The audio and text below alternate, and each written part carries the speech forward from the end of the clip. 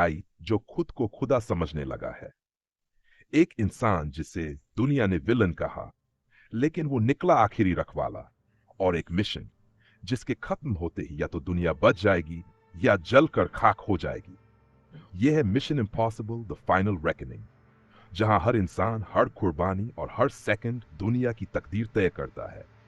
Mission impossible the final reckoning, जिसका पहला नाम था डेड रेकनिंग पार्ट 2, ये फ्रेंचाइजी का 8वां और आखिरी चैप्टर है और सीधा सीक्वल है डेड रेकनिंग का।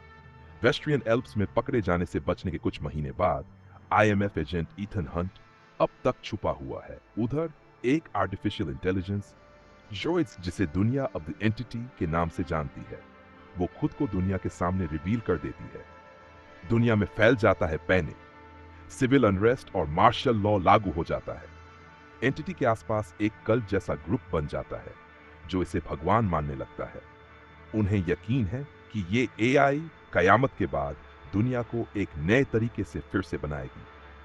अब अमेरिका की प्रेसिडेंट एरिक स्लोन, जो पहले सीआईए डायरेक्टर रह चुकी है, ईथन हंट से अपील करती हैं कि वो सरेंडर कर दे और उसके पास जो क्रूसीफॉर्म की है वो भी सौंप दे।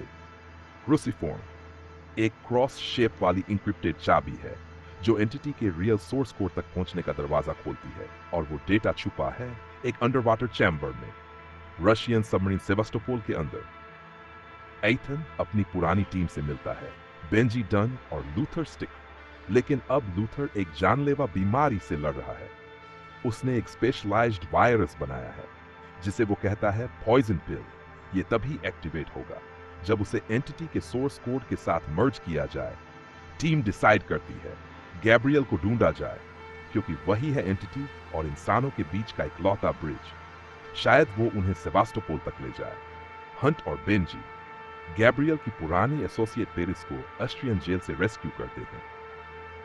इनके साथ जुड़ता है एक गवर्नमेंट ऑपरेटिव डैगास। लंदन में एक यूएस एम्बेसी फंक्शन में ईथन फिर से मिलता है ग्रेस से, जो पहले एक चोर थी और अब बन चुकी है आईएमएफ एजेंट। ग्रेस को भेजा था सीआईए डायरेक्टर यूजीन किटरिज ने हंट को पकड़ने के लिए, लेकिन ग्रेस उल्टा हंट से मिल जाती है। अब ये सभी मिलकर गैब्रियल को ढूंढते हैं, पर गैब्रियल उन्हें पहले ही पकड़ लेता है और टॉर्चर करता है। वो बताता है कि ईथन अनजाने में एंटिटी के निर्माण का हिस्सा रहा है। हंट ने सालों पहले शंघाई की एक लैब से रैबिट्स फुट नाम का एक प्रोटोटाइप हथियार चुराया था ताकि अपनी एक्स वाइफ जूलिया को बचा सके। फिर हंट गैब्रियल का डिवाइस इस्तेमाल करता है और खुद बात करता है। एंटिटी कहती है कि अगले 4 दिन में वो दुनिया के सारे न्यूक्लियर वेपन्स का कंट्रोल ले लेगी और खुद को इस दुनिया का ईश्वर मानती है। अब हंट प्लान बनाता है एंटिटी को हमेशा के लिए शट डाउन करने का, लेकिन तभी गैब्रियल, जो खुद एआई के लिए यूजलेस हो गया है क्योंकि उसने क्रूसीफॉर्म की खो दी है, वो चाहता है एआई को अपने कंट्रोल में लेना। वो चुरा लेता है पॉइजन पिल और न्यूक्लियर डिवाइस प्लांट करता है उन टनल्स में जहां लूथर काम कर रहा होता है। लूथर जानता है ये उसका आखिरी बलिदान होगा। वो वहीं रुकता है बम को डीएक्टिवेट करने के लिए। ईथन जब ये सब जानता है, वो टीम की कमान बेनर्जी को देकर लूथर को अलविदा कहने निकल पड़ता है। उसे पकड़ लिया जाता है और Mount Weather military facility Virginia ले जाया जाता है। उसे ले जा रहा होता है ऑपरेटिव जैस्पर ब्रिक्स, जो असल में ईथन के पुराने लीडर जिम फिलिप्स का बेटा है। वहां ईथन प्रेसिडेंट स्लोन से अपील करता है कि वो सिर्फ एआई को कंट्रोल नहीं, डिस्ट्रॉय करना चाहता है। कैबिनेट मना कर देती है, पर स्लोन उसे सीक्रेट परमिशन देती है। अब वो जाता है aircraft carrier USS George HW Bush पर, जहां से उसे ले जाया जाएगा रशियन नेवल एरिया के बीच सेवास्टोपोल के लोकेशन तक। उधर बेंजी की टीम जाती है सेंट मैथ्यू आइलैंड, जहां एक कोल्ड वॉर एरा का साउंड सर्वेलेंस सिस्टम अभी भी काम कर रहा है। यहां उनकी मुलाकात होती है विलियम डॉनलो से, एक एक्स-सीआईए साइबर सिक्योरिटी एनालिस्ट से, जो अब इस आइलैंड पर रहता है अपनी ट्राइबल वाइफ तपीसा के साथ। रशियन फोर्सेज उन पर हमला करती है। बेनर्जी की टीम लड़ती है और डॉनलो ईथन को सेवास्टोपोल के एग्जैक्ट कोऑर्डिनेट्स ट्रांसमिट कर देता है।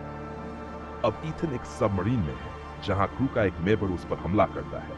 वो निकला एंटिटी का फक। ईथन डाइव करता है और पहुंचता है सेवास्टोपोल के अंदर। वहां से निकालता है एक हार्ड ड्राइव जिसमें छुपा है पोर्ट खौफ, एंटिटी का सोर्स कोड। उसे लगभग डूबने की नौबत आ जाती है, लेकिन ग्रेस और तपीसा उसे बचा लेते हैं।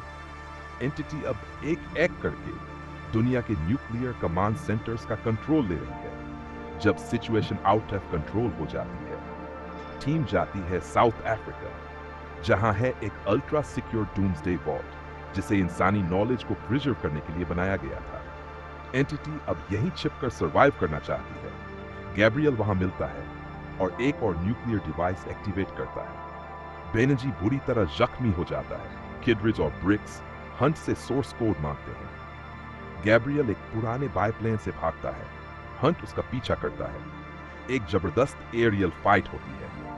हंट वापस ले लेता है पॉइजन पिल और गैब्रियल का सर प्लेन के रडर से टकराकर वो मर जाता है। ग्रेस एंटिटी के लिए एक ट्रैप बनाती है और बेंजी की इमरजेंसी सर्जरी होती है। ईथन पॉइजन पिल और सोर्स कोड मर्ज करता है। ग्रेस उसे लूथर की डिजाइन की गई मल्टी डायमेंशनल ड्राइव में अपलोड करती है।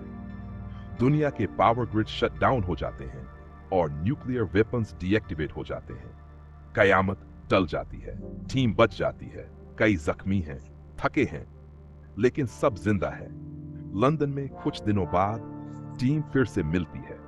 ग्रेस ईथन को देती है एक ड्राइव जिसमें एंटिटी का न्यूट्रलाइज्ड फॉर्म सेव है। ईथन बस उसे देखता है और एक पल के लिए सब खामोश हो जाता है। मिशन पूरा हो चुका है। हर टीम मेंबर अपने रास्ते चल देता है। किसी के चेहरे पर सुकून है, किसी के दिल में थकान, लेकिन सब जानते हैं कि उन्होंने कुछ ऐसा किया है जो दुनिया में कोई और नहीं कर सकता था। The end.